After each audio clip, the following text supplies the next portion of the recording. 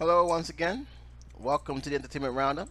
I'm J77, and it's a lot to talk about this week, so let's not waste any time. First off, congratulations to the Kansas City Chiefs, their first title in almost 50 years. 50 years. One of the old veteran team that came from the AFL days as the Dallas Texans, later on the Kansas City Chiefs, was one of the premier teams at the time. They went through some hard times since then. But I was very happy that they won. I wanted them to win for one reason and one reason only. I felt that Andy Reid, their head coach, who was a former head coach of the Philadelphia Eagles, deserved it. As simple as that. I thought he had paid his dues long enough. I felt he's a very good coach, a guy who I wish was on my team. He has an impressive record, but always seemed to have fell short, especially when it looked like it was going to be this team year, only to met with disappointment. It almost didn't happen, though. As you guys know, they was down in the fourth quarter with time ticking. They made one of probably the most greatest comebacks in this Super Bowl. They was down 20-10. They ended up winning by a score of 30-20 or 31-20. The interception that they have gotten pretty much put the nail in the coffin. I felt that it was highly unlikely San Francisco was going to come back. I think they just ran out of gas at that point. And they basically just won. And pretty much will be going down as one of the great comebacks in Andy Reid's career. Normally, it's the polar opposite if you follow this man's career. And I got nothing to say but good thoughts and positive praise for him and his team. They earned it. They deserved it. And if anything else I can get out of it, it will at least give Unity Tree a chance to actually make a video properly congratulating this coach. He deserves it. I hope he does it. I think that the Kansas City team needs it. And now you don't have to worry about him ever saying he choked at the big game. He didn't. And that's a big thing. I want to make this very clear. Also, and this is something that's going to be on top of my story as well. I gotta give my hats off to the NFL for paying tribute to Kobe Bryant and his daughter, as well as everybody else who have passed away in that horrific helicopter crash last week. I have spoken about it in a special unofficial announcement of the Entertainment Roundup. I voiced my own opinion about that. And now I'm going to voice my opinion about this again because there was some other stuff that happened that I was not surprised about, disappointed, a little bit angry, but not surprised, and I'll explain why. And the aftermath that came forward. I'm also going to be talking about some of the events of the Hollywood elites, or Hollywood in general, and why they need to stop trying to make this into a political issue when it comes to certain movies, because it's starting to piss me off. And it's starting to piss off a lot of people, especially men. It doesn't matter if they're black or white, just men. And but most importantly, I think that really much I wanted to talk about Tyler Perry. Yeah, Tyler Perry's going to be talked about because he came up with a movie that didn't come in theaters. I want that to be very clear. It didn't come in theaters. It came on Netflix, but it doesn't matter. Netflix wants to be part of that group, that has quality movies that are so, out there. There's so much good in quality that they want to be recognized by the award shows. Okay, that's fine, and I have no problem with that. There were many films that they made.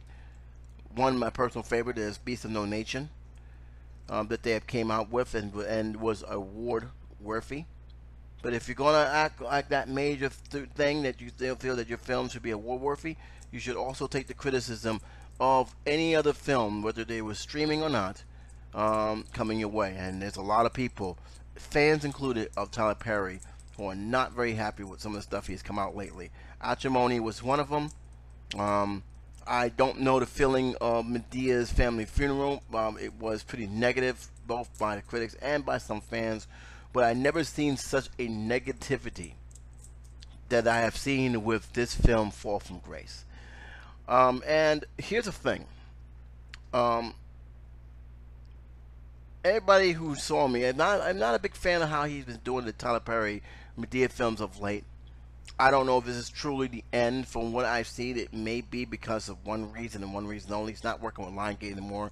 And I do believe Lionsgate do have some stake or some form of IP rights when it comes to the movie version of Medea. I could be wrong, but I do believe that is one of the main reasons why. I know he said it because of age and everything else, and that may play a factor. He doesn't want to be 70-year-old still playing Medea. I get that part. But I also feel there's a lot of more legal issues where even though he owns the place, and which he does, there's no question about it, he may not own the full rights to the Medea character in terms of films. Keep in mind, the way IPs work these days is you can have one right to one but not the rights to the other. It could be very, very complex. So I do believe that. But one thing is not complex is how he chosen to go about these films. And I do believe that there's a lot more to it than just him saying, work ethics and making scripts. Because again, you can have great work ethics, but if the quality of the films is not good, it's not good. It's no matter how much work ethic you have. If the film is not great, then the people have every right to say, hey, what the hell you think you're doing? You're cheaping out on us here. You're basically insulting your fans' intelligence, and you're taking your fans for granted, which a lot of the Tyler Perry fans have been saying, and he does have a strong fan base that is not very happy with what that's coming down. So I want to get to all that as well. So let me just start out with the very first thing here in this entertainment round, and let's get to the Kobe Bryant thing. Last week I have made an unofficial episode of Entertainment Roundup, pretty much expressing my sadness to hearing the news of Kobe Bryant. I wasn't too, I didn't make this into a long 30-minute video. I said what I got to say, and I let it be. And thanks for those who have actually watched. Really do appreciate it. And after I made that video, after I posted that video, I immediately went to other people's thoughts, including ESPN, multiple sports channels, and I didn't bother to check the overall emotion, even though Doc Rivers' emotion really hit me the hardest. He was very, very emotional. He couldn't even talk. But I strolled down also in the comment sections. And there was a reason for this. It wasn't because I wanted to see the rest in peace and my condolences. I wanted to see how many people was going to be bold to actually bring up a case that happened 20 years ago. And to no surprise, there was plenty. More so than I wish to count. And I shook my head. And I knew if these people was going to do it, I also knew that it was a matter of time that some celebrities were going to do it, and it happened. Evan and Rachel Woods have made probably one of the dumbest comments I've ever seen. You had this comedian whose name I don't even want to know because I think he made one of the worst films that was in. He's just basically unfunny. Basically made one of the heartless, disgusting. I think he was more heartless and disgusting than all of the comments together. You have reporters, an actual reporter who could have lost her job, which I don't think she was going to lose her job, but could have lost her job for bringing up stuff of reports of the sexual assault allegation, and that's what this was all about. It happened almost 20 years ago, and basically bringing out information and somewhat of a so-called confession, which, by the way, he never confessed. I understand where they was coming from, where people confess, but I know what he said. And if you took that as confession, fine, but to me, it wasn't confession. It was an admission that he did had some kind of a sexual relation with this woman, and basically it didn't turn out the way he thought that he was. I remember clearly. Because I have followed this story, my friends followed this story. This is when I was really getting into the NBA, when the Knicks was actually a team. What actually was always in contention for playoffs. So, yeah, I followed this news. I was still working in Staten Island when this whole thing came about. And how big that was in Colorado. So I saw all this stuff happening. And I also saw the backlash, which was very quick and very swift. And how much these people cowered out once they realized that the backlash was greater than what some of these guys was doing. A lot of these guys was doing clickbait and likes, which doesn't surprise me, especially with Twitter and how hostile sometimes Twitter can be. But there were other things that just nagged me, completely nagged me. and how these people are, basically forgotten one major thing. Okay, there were more than one person in that plane, in that helicopter. We got to be very clear. More than one person was in this helicopter. And I want this to be very, very clear on that. I think people have completely forgotten about that. When you had this dumb, idiot comedian going on Twitter and saying that a rapist has gotten his due, I asked myself this question. Did you realize that his daughter was in that plane? Did you realize there were other people who was not at that time, had a face, we didn't have a name? Did you forget that there were other people in that plane? You telling me that because of one man, which, by the way, never was convicted, never went as far as the preliminary hearings, from what I understand, never was given any kind of sentence, who was acquitted. You're bringing this up right now. You're bringing it up right now because it was the best. It got of two reasons. One, a lot of people was paying tribute, paying mourning, paying their respects, and a lot of people who believe he was guilty of the crime really could not handle that and wanted to basically stick it into the memory of Kobe Bryant and say, hey, you do remember what happened here. Even though it was 20 years ago, you need to remember this because, number one, this is what it is, even though, one, he was never charged. Two, and I'm just throwing it out there, the evidence against him was pretty much questionable at best. If you actually paid attention to the actual story that was developing, which was the case that he was fighting against, it was questionable. Even the prosecutor realized, yeah, this is not going to be easy. This is not going to be servable in court. We're not going to have a chance at this. It's amazing how they don't bring up those stories. Because, one, a lot of people hear this and immediately they say, hey, he's guilty. Guilty. Forget about the facts. Forget about the evidence. Forget about what's being presented in court. He's guilty. When that reporter made that dumb move of just trying to smear this man, and then have the guts to come on the air, which I find it very funny. What did you expect was going to happen when people like that actually try to do a low ball attack on a person who cannot defend themselves, who he along with other people in that helicopter died? Did you expect them to actually be happy about it? Did you expect them to actually just accept what you're doing because you're a reporter? No, they're going to lash out. And I've seen some of the comments, and I didn't think it was threatening. But then again, I didn't see all the comments, so I don't know if that's the case. And if it is the case, I'm going to be honest, no, you can't do that. You can't frick death threats. But then she comes on and act like she's doing a moral thing and saying, people need to check themselves. I'm like, really? You should check yourself too. Because why the hell would you bring that up? Why the hell anyone, celebrity or not, will bring this up? It made no sense. And then you act so surprised of the backlash. The comedian, who I think is not funny at all, who I think was the most disgusting out of all of them, he up there saying that, well, my Twitter was hacked. Oh, really? Your face it was not a tweet. You had a recording. Your face, I'm seeing right there. There was nothing hacking that. You meant for people to see it. And the problem is, you didn't expect that much of a backlash. And that's the thing. It was only after the backlash did you start seeing these things getting pulled or people doubling down. You have reporters sticking up for this woman because after the incident, it was resulted in her suspension, even though reports later on revealed it wasn't really as a Kobe Bryant topic, but how she chose to share information. She got suspended because of this whole thing. Now, she did get reinstated for it rather quickly. And that's fine because, number one, she is a reporter. Whether you like what she did or not, that's part of her job. Fine. But don't tell me that Washington Post is misguided, because Washington Post got a lot of heat for what they did.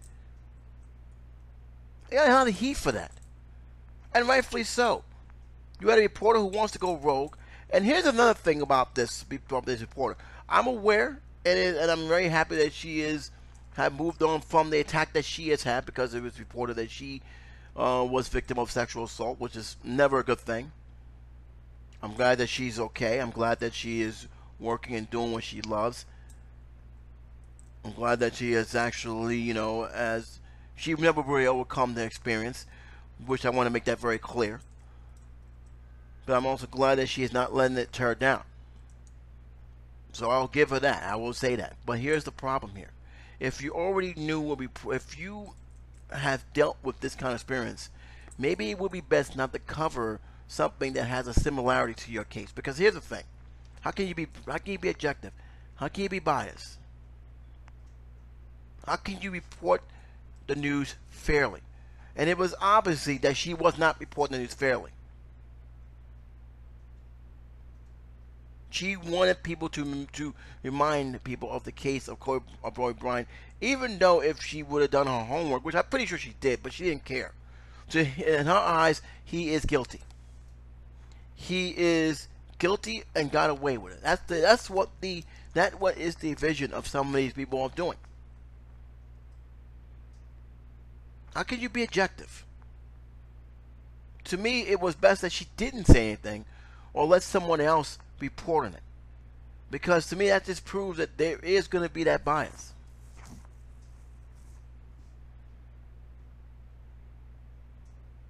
There is going to be that bias. There's no way it can't be.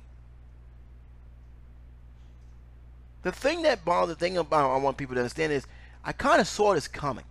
I think anyone who has followed Kobe Bryant's legacy, his ups and downs, pretty much knew eventually this was going to come up. Eventually, some reporter or some TV network was going to bring up his legacy, the case included. You're going to have people who are going to bring this stuff up. It was almost unavoidable. How even WFAN, Mike Francesa, who did a very great job of covering the event, had brought it up. He said, "Listen, we all know about his fall from grace. That's something that's going to linger on him for the rest of his days." He knew what he was saying. I knew what he was saying. He said it without really being disrespectful. He basically said, "Hey, this is going to be a black mark no matter what." And I understood what he was saying. I understood that, hey, there is something there that's going to come up. Eventually it will come up. And in time, his families, along with his fans, are going to have to deal with that accordingly, because it's going to come up. Right now, it's not coming up right now because, number one, the backlash was just too damn great, and I don't think any reporter, whether it's sports or in general, are going to bring up his past. They're not. They see how that happened, and it didn't work out for a lot of people, including stars in general. The thing that bothers me is they did it in such a way that it was just poor timing. And it showed the lack of respect, a lack of sympathy, a lack of compassion to those who died along with him. You had his daughter, 13 years old, perish with him. You had her friends, which they revealed the other victims of this tragic accident. It sucked my heart even more. How many children was actually in this plane, and you find out that it was going to a basketball practice along with his daughter, who was actually supposed to be in that practice. That's why he took the plane. It is heartbreaking. The last thing you want to hear at this time, in this most saddest hour, where people are mourning, and not just Kobe Bryant fans, but people who have lost loved ones on that helicopter, is a bunch of people bringing up his case that happened 20 years ago. Nobody wants to hear that. Especially when it's very clear that people who are following is not following for the right reason. It was very disgusting. And yes, it was poor timing. But it also showed a lack of common freaking sense. You know what? Maybe, okay, we gotta bring this up, but maybe we just pull back a little bit. Let his fans grieve, and in due time we'll bring it up. It's gonna come up. How can it not come up? It was the lack of respect for those who have died that really just turned my stomach. And look, the case was a big case. It was a big deal. It was something that a lot of people still have mixed emotion with, those who have followed even today. There's no question about it. Do I feel that he did it? I meant to say that I feel that he followed that crowd of that party lifestyle. And anyone who has followed other basketball players or even sports players know that when it comes to that situation, it can, you got to be careful. Magic Johnson, the prime example. This is not, it's not, it has its consequences. I think he fell into it. Now, to be respectful to him, we never heard an incident like this again. He became more of a family figure with his children. There was actually pictures and footage of him and his daughter going to basketball game, watching the game, a couple of them in the Madison Square Garden. There was very clear that he had loved his daughter and basically was support of what she wanted to do herself. And to me, that holds a lot of weight in terms of that. Now, I was never a big Kobe Bryant fan. Not that I hate the guy personally. I don't know him. In terms of fandom, I'm a Knicks fan. And like him, he didn't exactly make my days happy when he was beating my team. That's natural. That's the rivalry thing. But it doesn't mean I don't respect him for being such a great athlete. It doesn't mean I don't respect him for accomplishing the titles that he has won with LA.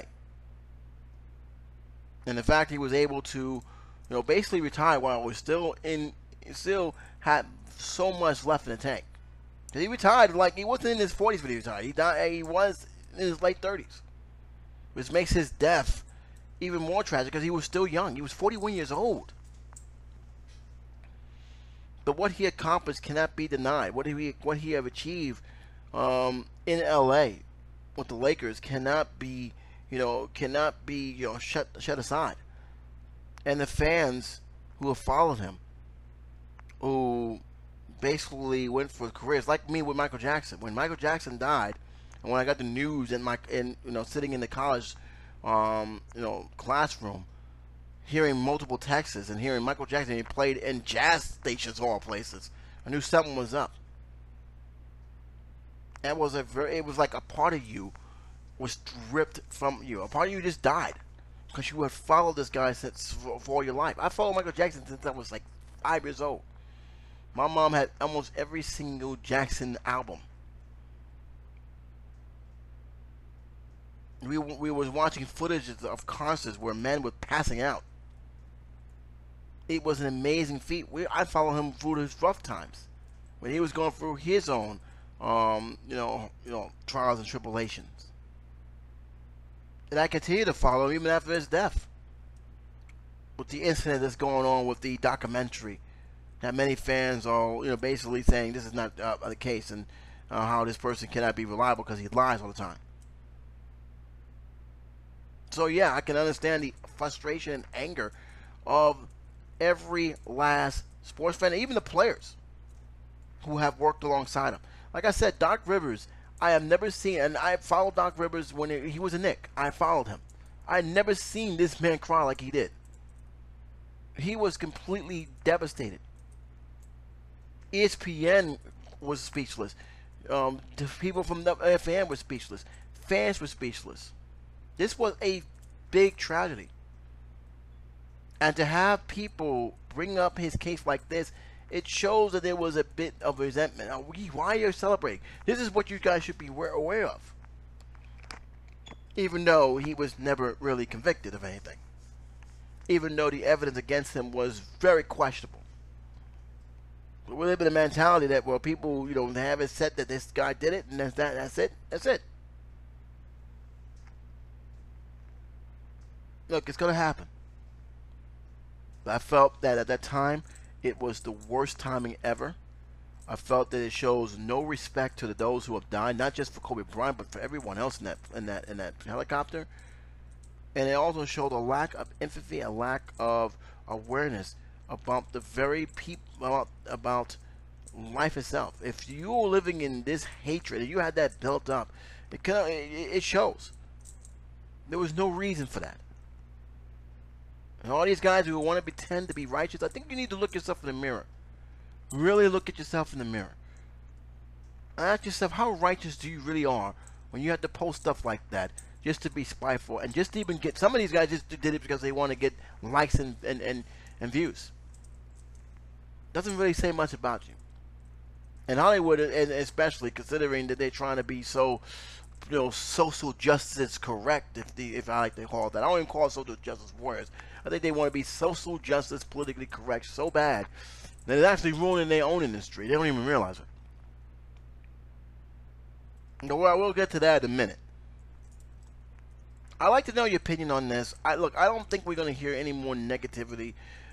As for regular tweets and comments on the situation, I wouldn't be surprised if it does happen again, but I think it's going to be very, very small. I don't think many celebrities are going to say anything else because right now it's not the good time, and I think they realize, yeah, we need to hold back a little bit.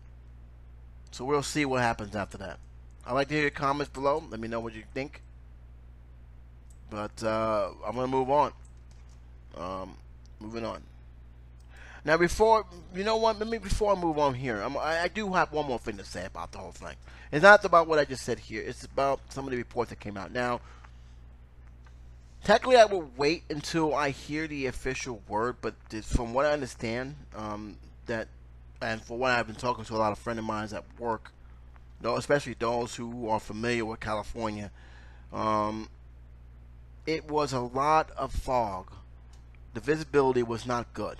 Now, as you know, California, especially Colorado and other places with high mountains, if the visibility is not good, according to what at least I have been doing my research, they won't allow that helicopter to take off. Now, this is something that has been brought up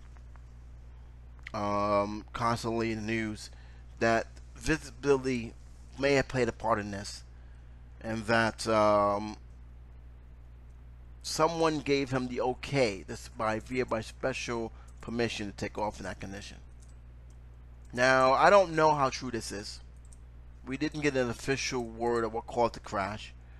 I don't even know if they had if the helicopter had a black box, if that's possible, because I heard that not all private helicopters have that, which I would think that would be the first thing they should be getting. But you guys can correct me if I'm right or if that's the case. But according to what I've been understanding here, there is report that the visibility was not good, yet someone have given special permission for the pilot to take off. Now, I don't know if that was because of special privilege. I don't know if that was because they thought that the pilot was more experienced. I don't want to say. What I will say is, if it turns out to be true that someone from the ground who's supposed to be monitoring the visibility and the position of the plane of all these private planes or just a helicopter is supposed to do, and he had to make that call, and he made the call because of Kobe Bryant and nothing else, because according to this, if there's any other plane, they would not have taken off.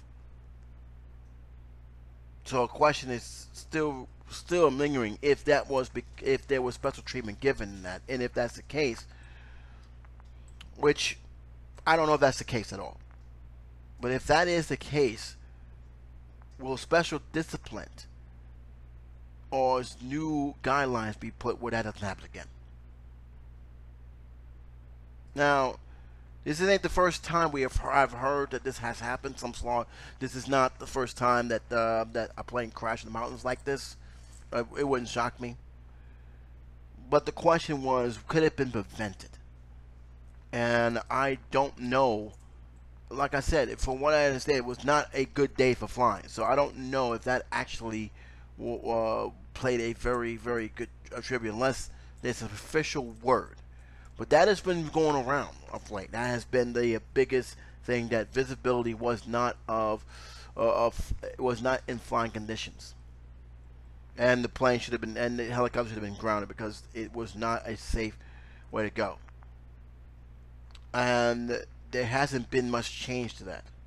It's just that has been the biggest issue with the news outlets lately. They've been saying, hey, it wasn't safe. It should never have taken off. So the question is, who gave the okay, if that is the case, and why? Especially when others are saying that that helicopter had no business getting off the ground. It should have stayed grounded. It should at least wait until the visibility was more clearer. Because again, California has a lot of mountains.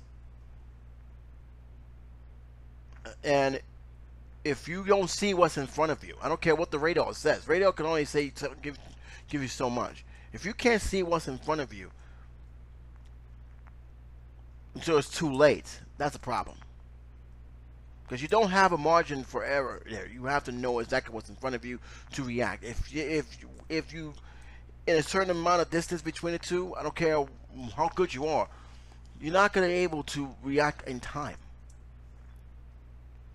So again, that's something that's being thrown out there, and it's constantly being thrown out there.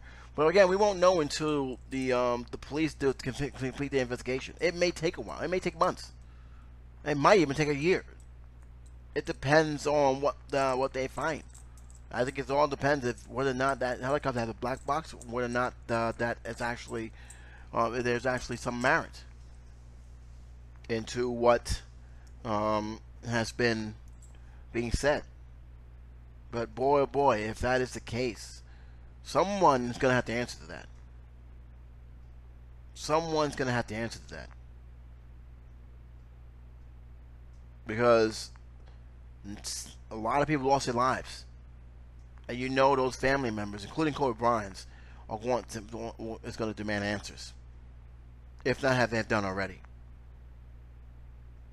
So I hope the police do a thorough investigation. I hope that will be done, and I hope that it's done in an appropriate manner, and I hope that guidelines will be put in place to make sure that does not happen again.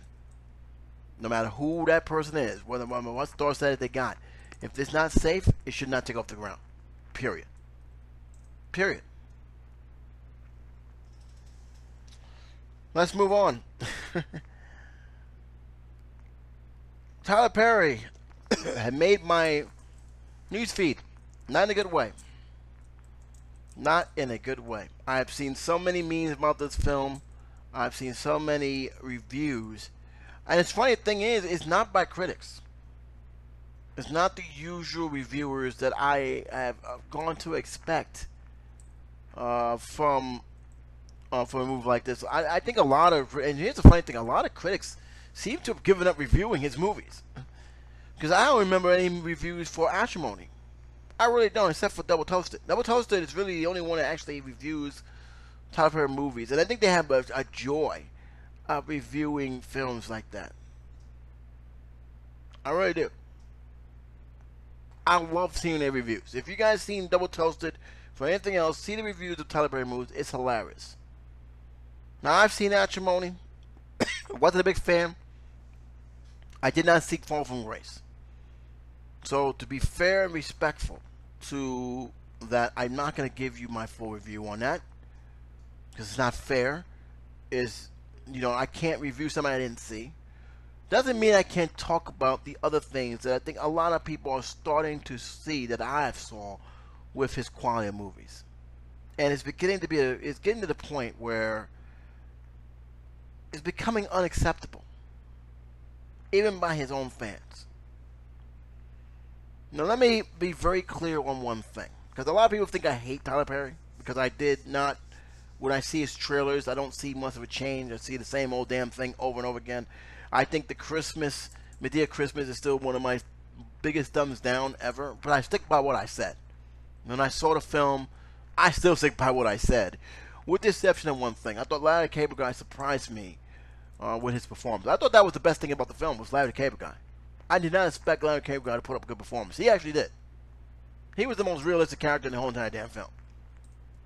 Please don't get me started with the Halloween films. I can't stand them.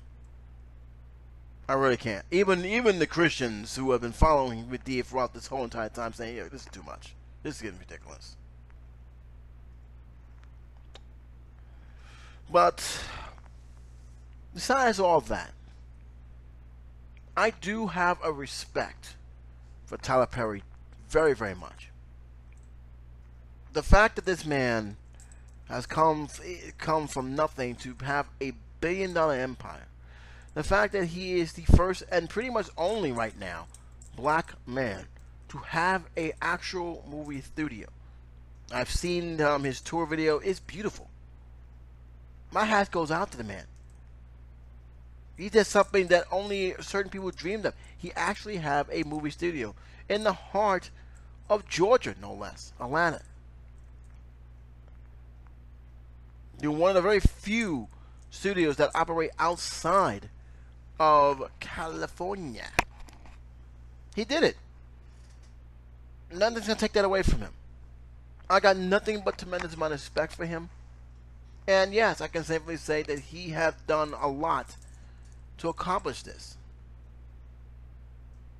So with that being said, do I want him to fail? Absolutely not. I want him to succeed. I want him to continue to succeed. My criticism is not to hurt him. My criticism is actually trying to help him and say, hey, listen, you got to do better than that. Especially now with Tyler Perry Studios being the way it is now, you want to do better than that. In fact, it's no longer an option to cut back. Because I don't know if he noticed that there's not that many movie studios left. And there's a reason for that. Because it's gotten way, way, way too expensive to run a studio. All you have to do is look at 20th Century Fox. 20th Century Fox is a prime example of a studio who was so deep in debt they could not get out of it. And you don't have to look far of the movies that they are producing. Look at the films. Look at the film that they came out with. Look at how much it cost them versus how much they actually made back in profit. And that's not including the other costs they have that we don't see. How much do you think those studios are going to be worth in the market? Either that somebody buys them out, or they're going to close down. There ain't that many rich people there. I'm bringing this up for a reason. You have a great opportunity to do something that a lot of studios dare not to do. You have a perfect opportunity to go beyond what your fans, what your critics expect you to go. The last thing you want to do is go backwards. The last thing you want to do is be like Asylum. And nothing against Asylum Pictures. What their business model works. I mean, I think it's somewhat sleazy to try and copy over other films, and form out there as if they were actually legitimate. But it works. They make money. But they're cheap as hell, and you can see it by the quality. But here's the difference, though. Asylum films don't be released in theaters en masse. If it is, it's going to be pretty much one of those one theaters where a group of people can come in, like a cult fan film thing, similar to The Room and everything else. They're not distributing it into a major wide network. They're really not. They are what they are, and that's it. You have a major studio. The last thing I want to hear from a man who is a producer, a director, a person who owns a major studio that you shelved this film out in less than a week. When I heard that, I knew there's no good can come out of it. And sure enough, from the reviews, from some of the clips that were even shown, yeah, this was a bad move. And all because of a few reasons. One, you don't want to work with other writers. because one, you don't want to pay the union fees or whatever the hell they have to be done. I know that I'm not thinking with the union, and you feel that, hey, I don't need these writers because they take too long. I can write them in less than a week. Well, you know what? That's fine, but doesn't mean it's going to be a quality. Prime example is me. I write stories all the time. You know what I also do? I look at my work. You know how surprised how many mistakes I've done? Plenty. I must have looked at the same work 9 times. I had to change it 9 different times. I had an editor who just helped me complete one of my works. Looked at my stuff and saw some of the mistakes that I've done. This is after I have done all the mistakes. That takes time. It takes, patience. It takes effort.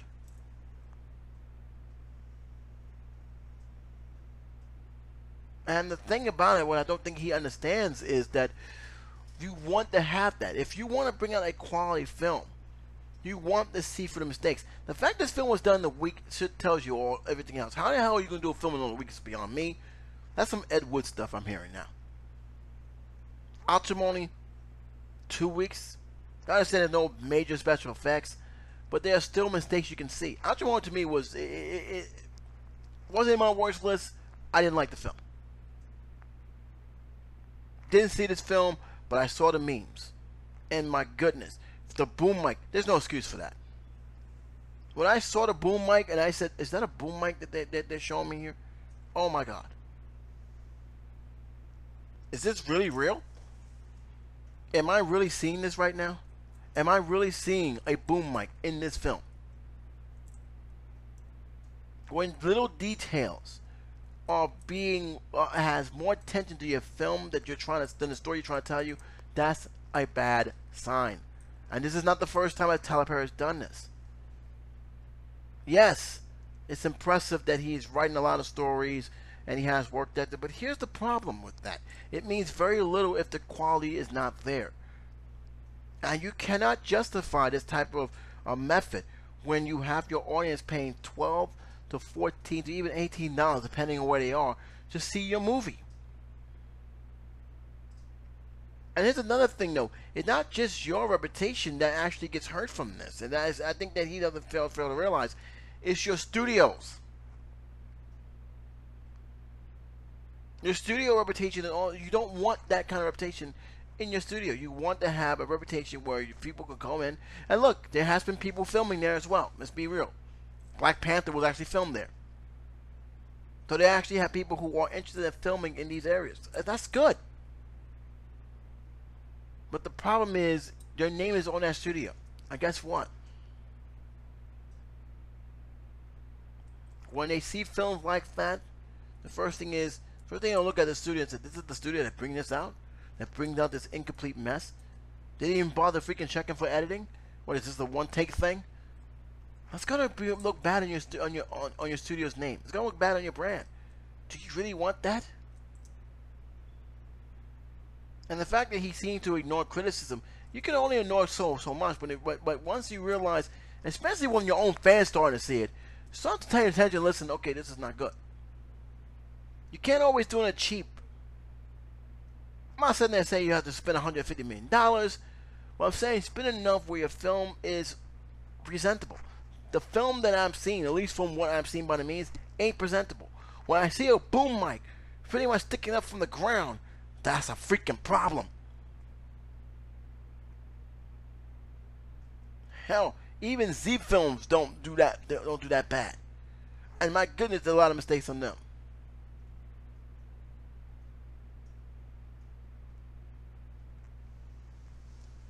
This was not well planned. Really wasn't. And I think that many people are getting a little frustrated and sick and tired of it. And all the criticism aside, with the Medea characters and how he chose to go about it, all the situation with the critics about him, pretty much these are legitimate criticism. But all that from aside, you're gonna have people who are gonna like his films for what they are. But there's only so much they're gonna take when they realize they're cheaping out on some of even the basic things that you should be keeping an eye on. There's a reason why they have more than one take. There's a reason why you have an editor's desk. There's a reason why you have a writer's desk to fix the mistakes that you may have made. Not every idea that you have is a good idea. Sometimes you need that person to say, yeah, but you know, we may not want to go through this because it seems to be jarring. You can't do everything on yourself. I think that's the thing that I think he needs to realize, especially when you have a studio now. Because that could actually, that kind of film, if it was born in theaters, could actually bankrupt a movie theater. Not a movie theater, sorry, it's a movie studio. It can actually bankrupt them. And I do not want to see Tyler Perry Studios be bankrupt. I want them to grow. I want them to continue to grow.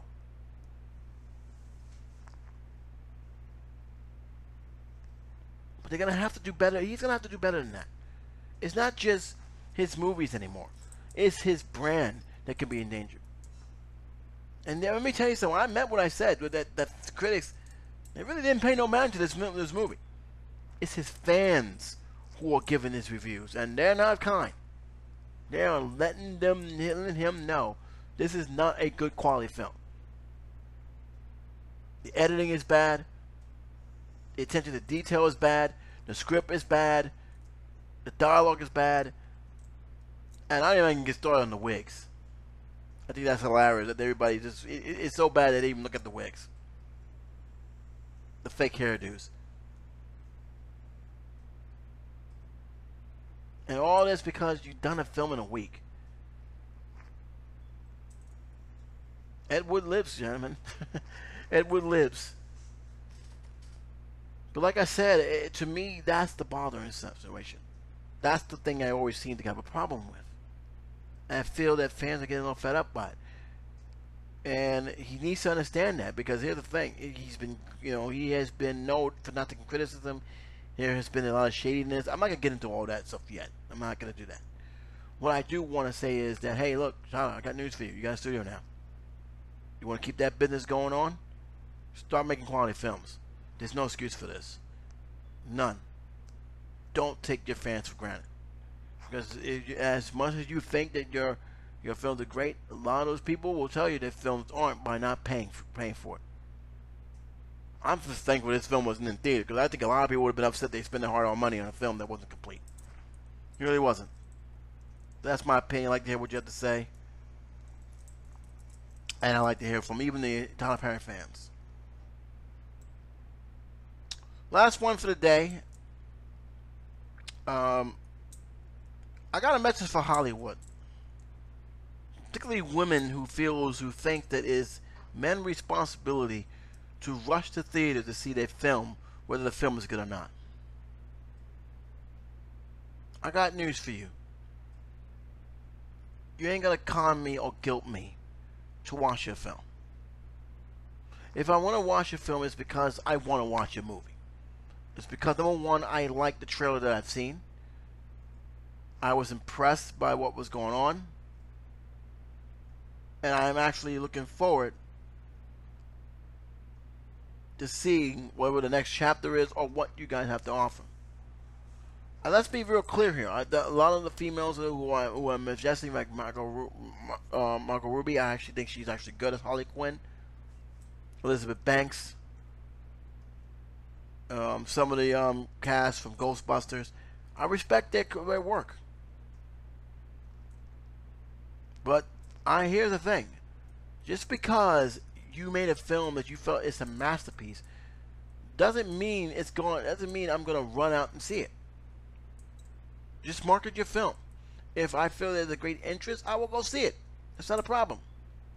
But when you start saying blame men because this film failed, I'm sorry, that's a turnoff. First of all, why is it that men is the real reason why this film is going to fail? How come the women don't come to see these movies? You ever stop to think about that? The same people who saw about Charlie's Angel, Elizabeth Banks said, "Oh, men was the reason why we need to have our own thing." That has nothing to do with that. I can tell you right now, when I heard about Charlie's Angel, I was kind of surprised they even made one. The second one bombed.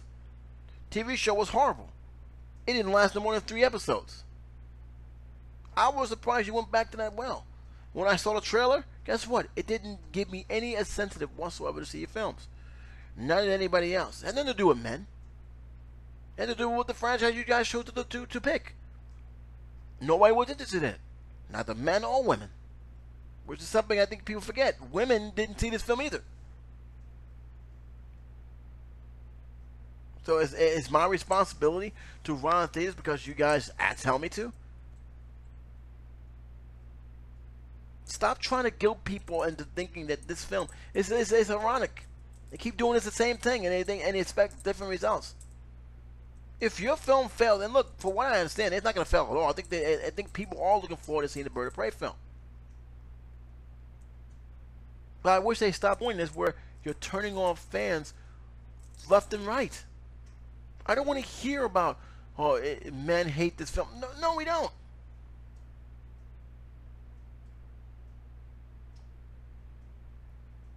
Stop trying to guilt people into doing that. I can't stand when they do this. You did it with Ghostbusters. You did it with Star Wars. You're still doing it with Star Wars. You're still doing it with Ghostbusters now.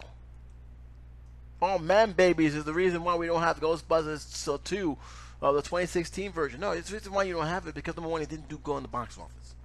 And that Paul Feig is an idiot. And still trying to put men as, for a guy who was a guy, still painting men in a bad light. You wonder why nobody wants to see his films. Stop making this into a social battle of the sexes. It's nothing to do with that. It's nothing to do with that whatsoever. This has everything to do with the fact is if you're marketing, and everything you do is how you present the film, and it also have everything to do with word of mouth. Trust me when I say it. If word of mouth is great and people are interested, they're going to go see it.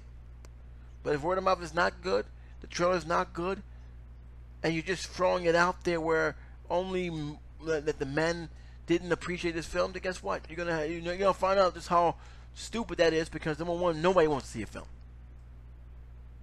Stop making all these movies about politics. I'm getting sick and tired of it. It's getting on my damn nerves that I gotta keep turning on and clicking on and hearing this dumb stuff coming from Hollywood. You know why I was rooting for the Golden Globe host? Because of that very reason.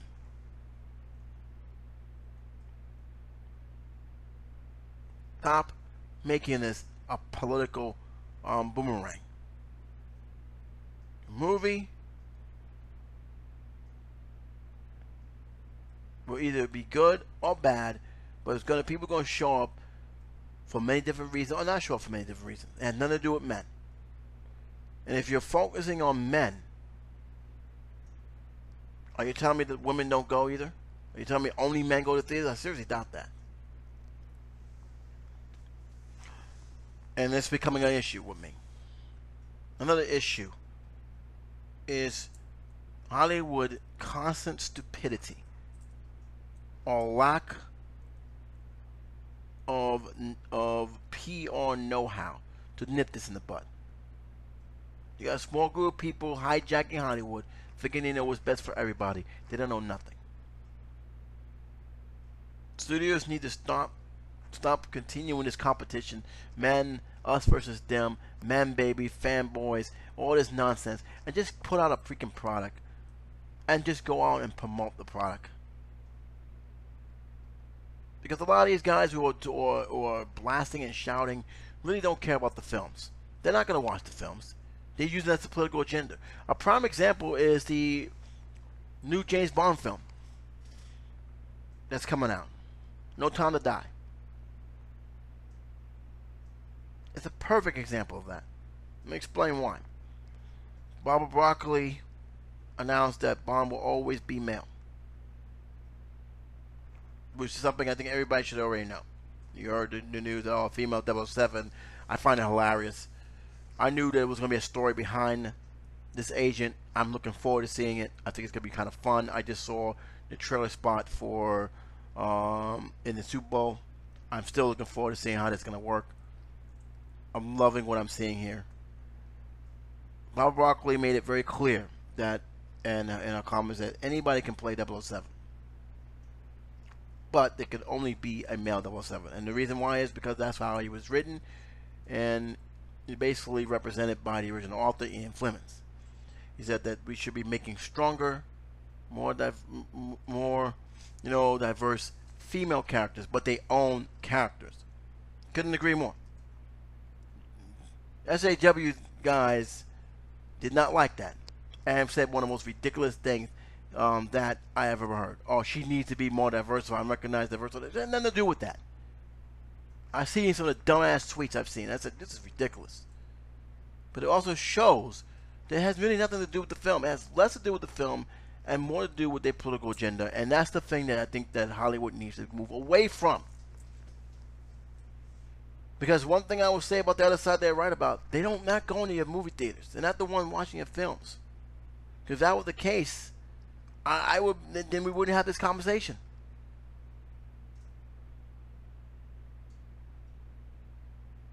It is ridiculous how they continuing to make this narrative. Like, even when it has no merit to do.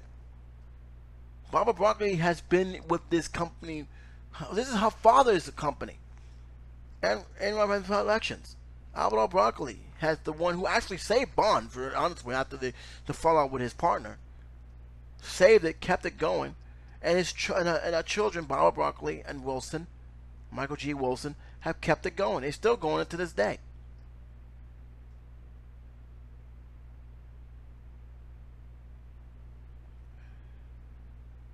But that doesn't matter to them. It's all about pushing that agenda. And it's getting real big annoying. It's getting sick. I'm getting sick and tired of it. They hijacked these studios. And these studios have been paying for it. We had a lot of films that had this agenda that bombed terribly.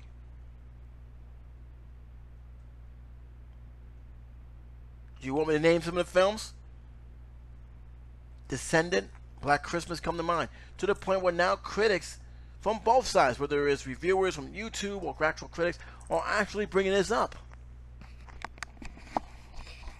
You have so-called social justice media outlets trying to sabotage the Joker review, or in this case, sabotage the film from coming out because they believe it's going to bring, white men to, do crazy things. Are you kidding me?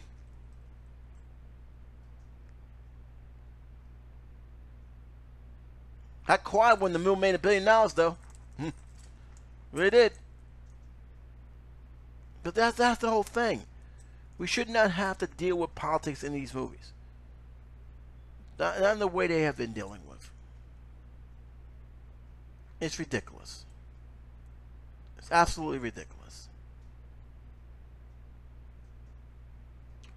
Let me know what you feel in the comment section. I'm still going to be recording another one because I still got to deal with the Star Wars thing. I actually had to stop recording and do it again.